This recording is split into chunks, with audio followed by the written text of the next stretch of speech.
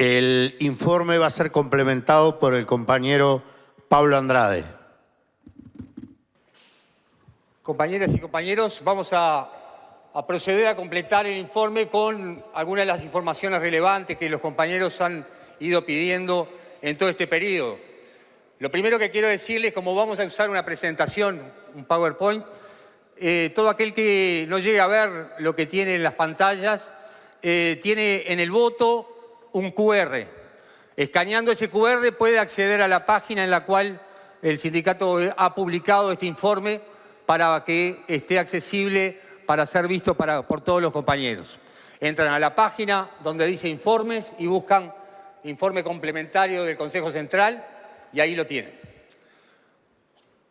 El objetivo de esto es analizar las medidas que están planteadas por parte del proceso de discusión que hubo con el Poder Ejecutivo y algunas valoraciones al respecto. Pero para eso vamos a empezar mínimamente ubicarnos en la situación previa con que llegamos a este proceso. La caja bancaria, que luego de la reforma de 2008 tenía para cumplir 3 etapas, las venía cumpliendo en forma perfecta hasta el año 2019. De hecho, las reservas que se habían generado en la primera etapa hasta 2019 eran suficientes para que la caja abordara ese proceso de déficit que iba a tener planteado a partir de que se estaban jubilando cerca de 3.000 trabajadores en este periodo. Terminado ese proceso, la caja volvía a un escenario de superávit operativo que le permitía salir más allá de los 30, 40 o 50 años como estaba planteado. ¿Cuáles fueron los factores que intervinieron en este proceso? Básicamente son de 3 tipos. En primer lugar, la eliminación de vacantes en el sector público. En segundo lugar, el efecto de la pandemia sobre el empleo, sobre el salario que fue rebajado en la etapa de la pandemia. Y, en tercer lugar, un proceso de aceleración tecnológica que puso en jaque la cantidad de puestos de trabajo del sistema. Todos sabemos hoy que el empleo en el sistema tiene un altísimo nivel de sustitución tecnológica. A partir de ese proceso, tenemos que la caja bancaria perdió 2.300 puestos de trabajo. Tan solo en 2 años perdimos el 10% de nuestros aportantes. Eso conllevaba inevitablemente que el proceso crítico se acelerara. Por eso es importante que a lo largo de estos 3 años la caja vivió algunas etapas en las cuales fue evolucionando de alguna manera ese déficit. La tensión que se iba generando hacía que el déficit fuera creciendo y mientras en 2020 teníamos un déficit de 207 millones absorbible por los ahorros de la caja, luego pasamos a un escenario en el cual esos ahorros no alcanzaban. Por eso en 2021 tuvimos que empezar a plantear y a exigir la ampliación de la prestación complementaria patronal. De hecho, esa prestación complementaria patronal era suficiente para absorber los déficits que estaban proyectados. Sin embargo, encontramos en el Poder Ejecutivo el rechazo. Ese déficit fue evolucionando y llegamos a 2023 con una previsión de déficit del orden de los 760 millones de dólares, que es sobre la base en la cual tuvimos que ponernos a negociar y discutir con el Poder Ejecutivo. La tendencia de la caja, más allá de esta etapa de crisis que tenemos atravesando, indica que a partir de 2034, 2035, la caja vuelve a un escenario de superávit. Eso permite decir que el centro de la discusión que tenemos que abordar es cómo afrontamos este déficit transitorio, cómo calmamos de alguna manera la tensión que está provocando el exceso de jubilaciones y a partir de eso nos preparamos para un escenario donde la caja ya no tiene dificultades financieras. Las soluciones que fueron planteadas: incremento de la PCP, eliminar las limitaciones a la permanencia de los trabajadores de la banca pública, la reposición de los trabajadores en la banca oficial y el financiamiento de la caja con activos financieros a partir del complejo forestal fueron rechazados por el Poder Ejecutivo. El Poder Ejecutivo tenía un plan más claro, que la reforma de la seguridad social marcara el camino de por dónde continuaría la caja bancaria. Dos elementos incidieron en un cambio de escenario. A partir de que se aprueba la reforma general de la Seguridad Social, en abril del presente año, se establece un escenario de más complejidad. El gobierno ya tenía los votos favorables para imponer una reforma de caja bancaria. En segundo lugar, el déficit de la caja empezaba a generar ya la inestabilidad de que este año se pudieran pagar las jubilaciones. Por eso tuvimos que participar de un proceso en el cual se planteaban como escenario aspectos en los cuales no estábamos de acuerdo. El Poder Ejecutivo define sus ejes sobre la base de tener un proyecto de ley específico, concreto, aumentar la edad jubilatoria a 65 años, adelantar las etapas que plantea la Ley 20.130 de reforma general y establecer un impuesto a las jubilaciones. La única oferta que hacía el Poder Ejecutivo en su momento era aportar una garantía para que la caja se endeudara. De ese proceso tuvimos que afrontar un elemento que indica que había condicionamientos de tipo temporal. La negociación estaba condicionada por varios aspectos en términos de tiempos. El primero es que la Ley 20.130 imponía 90 días para que se aplicara o se presentara por parte del Poder Ejecutivo un proyecto de ley que reformara las cajas paraestatales. En segundo lugar, la capacidad constitucional de legislar en materia de seguridad social termina en los últimos días de octubre. Y en tercer lugar, los equilibrios de la caja bancaria hacían que era imprescindible tener una solución que el Poder Ejecutivo estaba decidido solamente a recorrer por la vía legislativa. Por eso el sindicato en este escenario nos planteamos como objetivos del proceso, frente a la negativa del Poder Ejecutivo a aumentar la PCP, de lograr 4 objetivos. El primero de ellos, salvar la caja bancaria. Segundo objetivo, preservar las condiciones de la 18.396. Ello implica preservar la existencia de la prestación complementaria patronal y preservar también el elemento que está asociado al tipo de jubilaciones y prestaciones que damos. En tercer lugar, pelear para que las contribuciones de todas las partes fueran equitativas. Sabíamos que este era un objetivo difícil porque veníamos de una reforma de la Seguridad Social donde solamente los trabajadores y jubilados aportaban a la solución, por lo cual lograr que todas las partes contribuyan era esencial.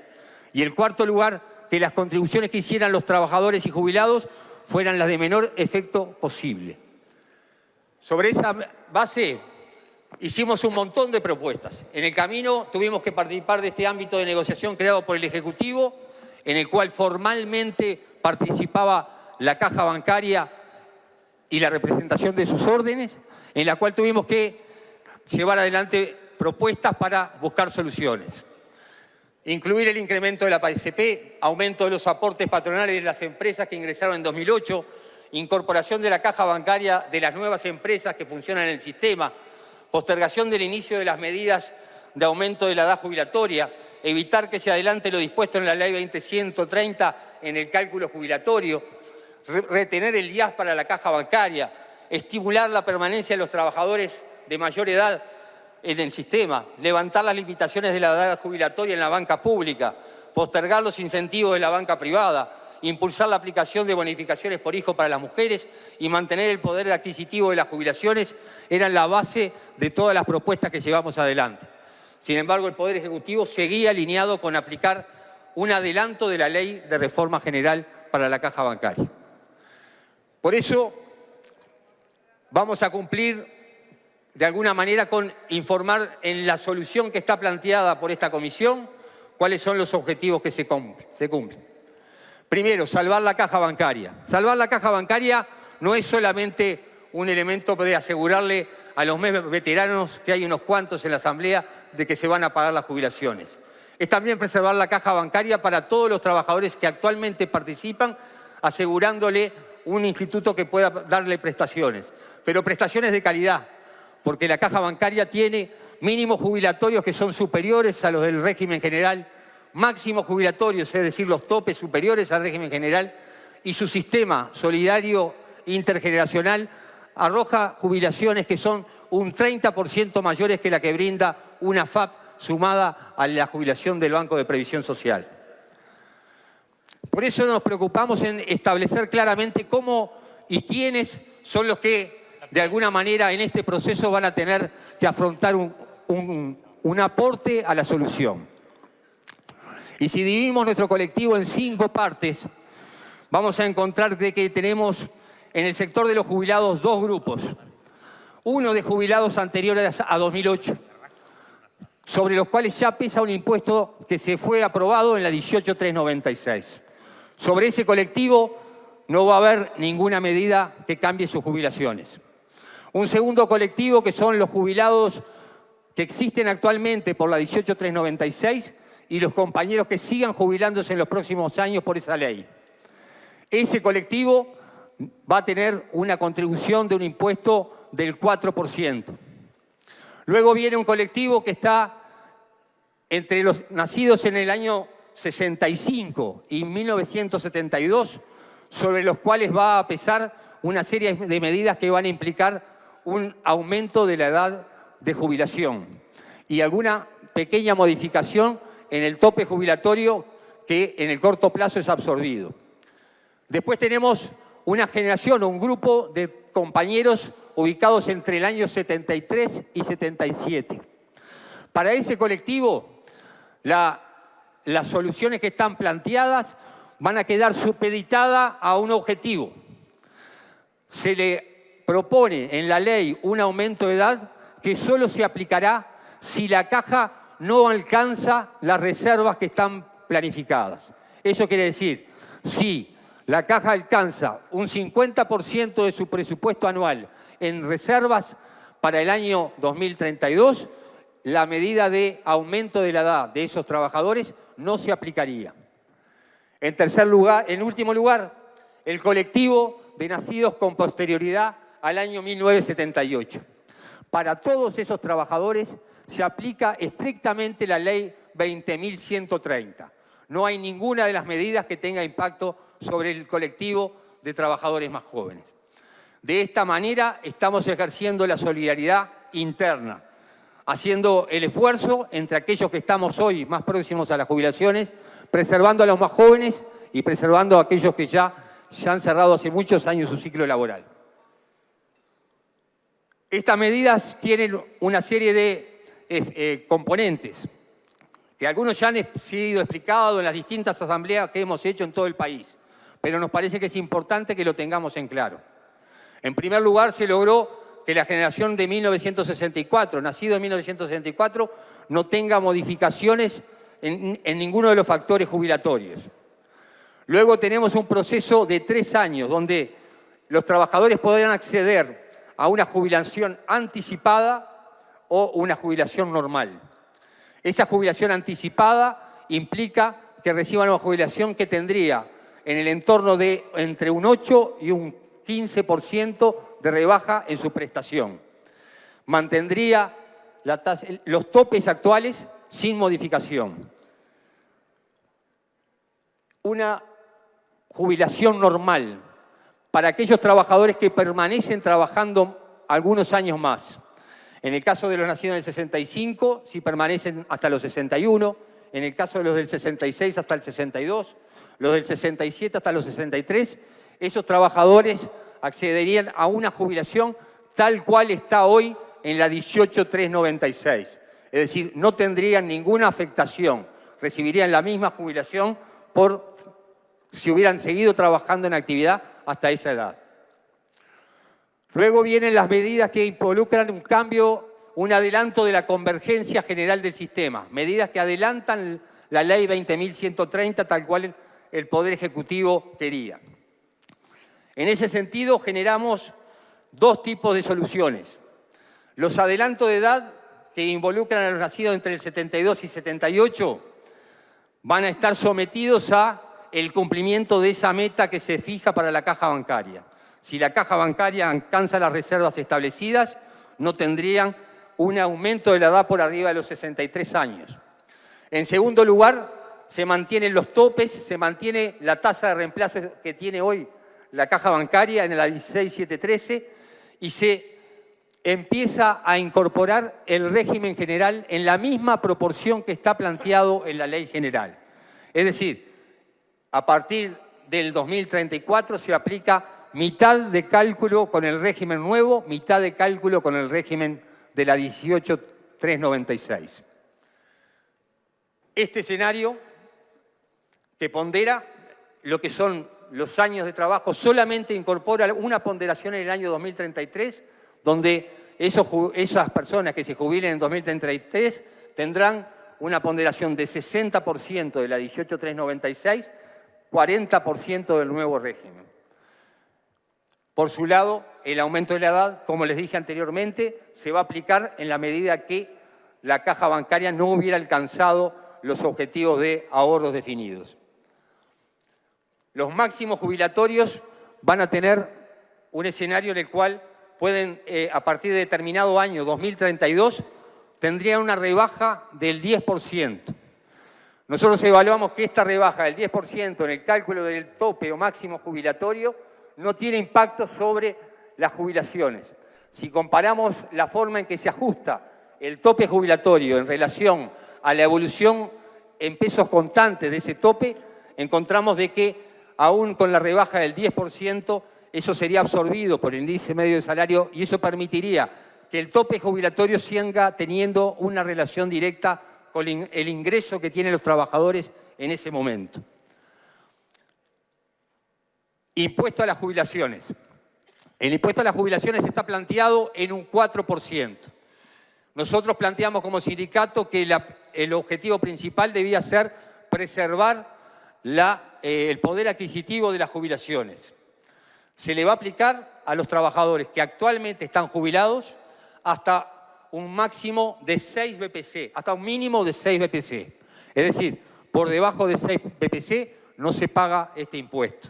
Eso es importante porque actualmente en Caja Bancaria tenemos muchas jubilaciones de trabajadores que aportaron menos años a prorrata, que implica que tengan una prestación que es inferior a las 6 BPC en la que paga la Caja Bancaria. Analizado este planteo del 4% y calculada la jubilación, en un ejemplo de una jubilación de 100.000 pesos, en función de lo que ajusta el índice medio de salarios y en función de lo que es la rebaja del IAS planteada, la jubilación en términos líquidos no perdería poder adquisitivo a pesar de la aplicación del impuesto. Resultado de las contribuciones. Las contribuciones que se hacen para financiar y solucionar el problema de la caja se reparten en tercios.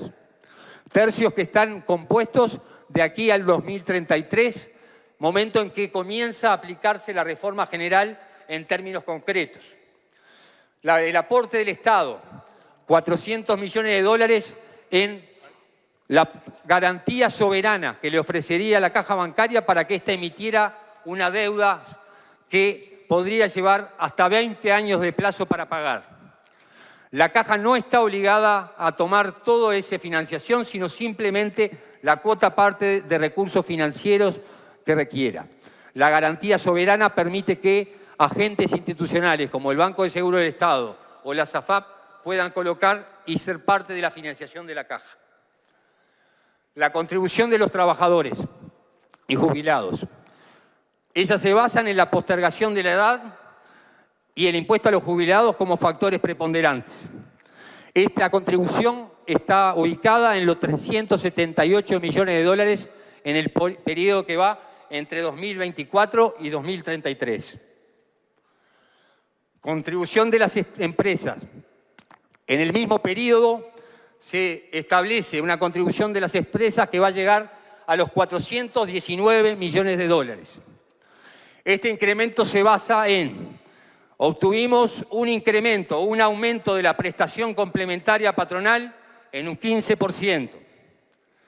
El gobierno que rechazaba el uso de la prestación complementaria patronal está dispuesto a incorporar un tributo a las empresas, un impuesto a las empresas, que va a arrojar una contribución de 150 millones de dólares en los próximos 8 años, asociado a los depósitos bancarios.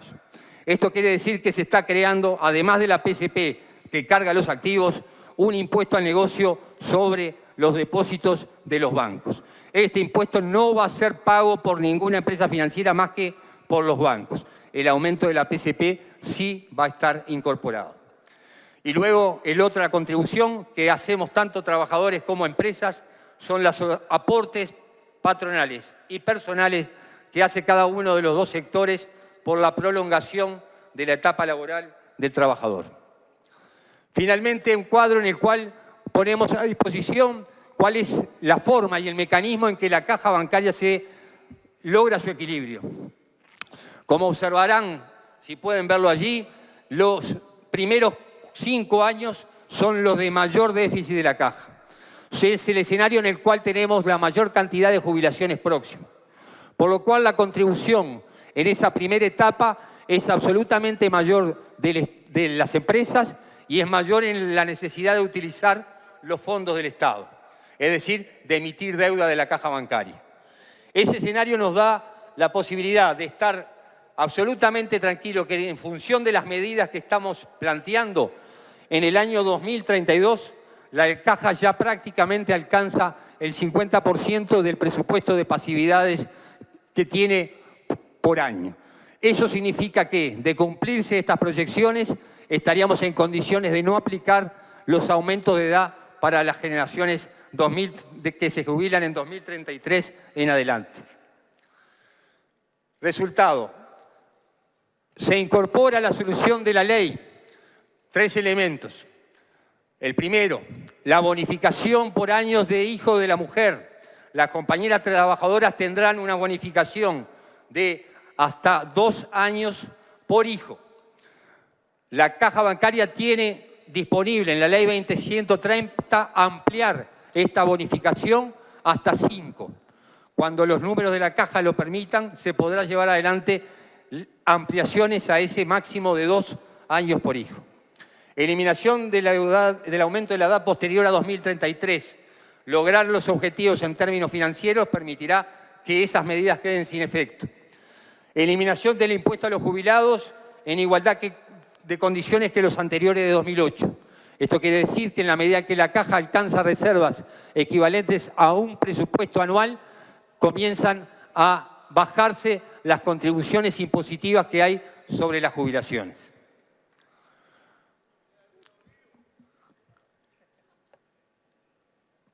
La solución implica, en primer lugar, darle inmediata solución al problema de la crisis de la caja. Implica que podamos culminar el año pagando las prestaciones y estabilizarla a partir del año que viene sin problemas. El segundo elemento es una solución que valoramos como positiva frente a la orientación del gobierno. El gobierno no tenía ninguna intención que las patronales incorporara más impuestos o aportes. Sin embargo, el proceso que llevó el sindicato adelante concluye en que las 3 partes ponemos, pero especialmente la PCP aumenta y se genera un nuevo impuesto sobre la actividad financiera para financiar la caja bancaria.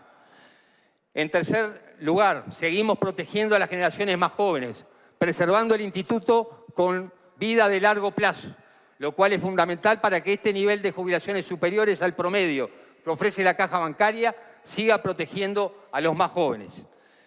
En cuarto lugar, prevé una transición que puede permitirnos seguir haciendo acción sindical para cambiar la situación.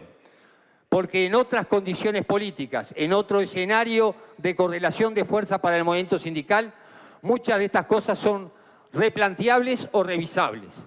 El tiempo es importante en ese sentido. Por eso, tener medidas no obligatorias en los próximos 3-4 años implica tener una ventana de trabajo y militancia para que la defensa de la caja pueda profundizarse en otro marco y escenario político. Compañeros, esta es la base de solución planteada por la Comisión de Trabajo. Este es el proyecto que el Poder Ejecutivo está dispuesto a dar la iniciativa y esta es la base que el Consejo Central pone a consideración de todos los compañeros. Muchas gracias.